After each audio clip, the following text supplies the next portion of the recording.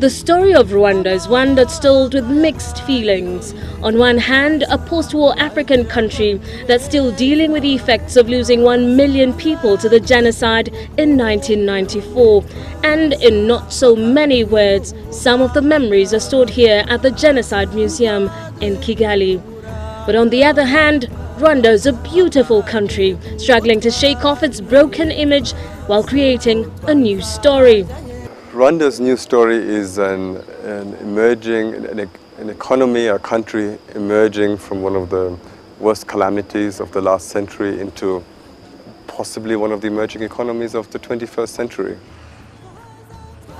Economists draw close similarities between the journey that President Paul Kagame seems to be taking to the one Singapore's founding father, Lee Kuan Yew, took, well known as From Third World to First.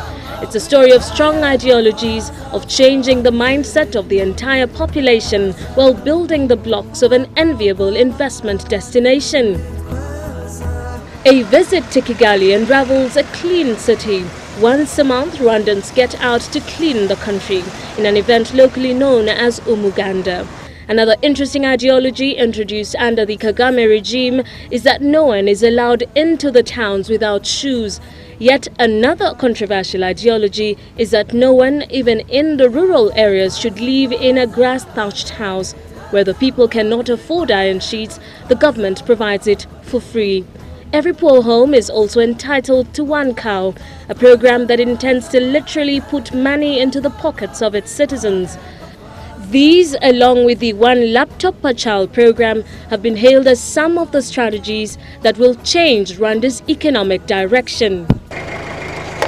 In our journey through Rwanda's new story, we start literally at the beginning, where the correlation between population growth, poverty and available resources is addressed. Now, one of the main strategies the Rwandan government has taken in its development agenda is the control of the population growth.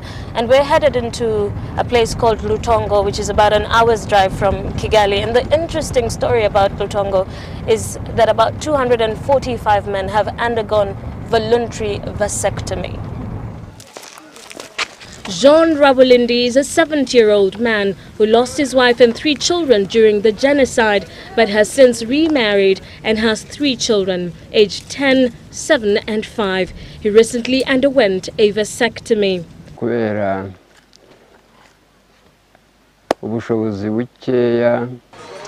And right now you have nothing to do, as you can see my age, and I have with a lot of kids, and I'm not in a position to take care of them anymore.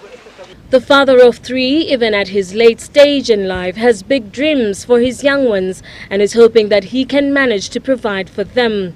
I really wanted the best for my children, and I would like to encourage everyone else who has been involved in who would like to take the decision. Here at the Rutondo District Hospital, at least 245 men have undergone the operation.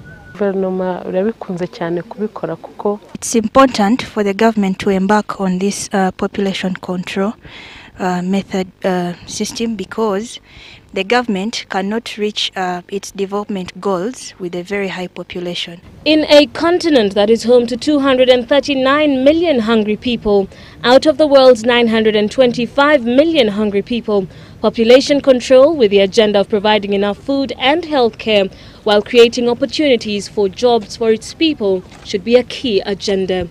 Then you can actually achieve results very quickly, especially in health. But Rwanda has made remarkable progress. Rwanda also rewards doctors and nurses by results and pays them top up, has had incredible results and has had bigger declines in infant and maternal mortality than in many other countries in Africa, including the richer countries in Africa. But population is also a sensitive issue in Africa, where politicians see a bigger population as bigger muscle, leading to a situation where many African states have populations that the country's resources cannot handle. By driving home the fact that one should only have the number of children that one can comfortably take care of, Rwanda is creating a population that it can take care of socially as well as economically. I am Terryanne Chebet for Citizen Business.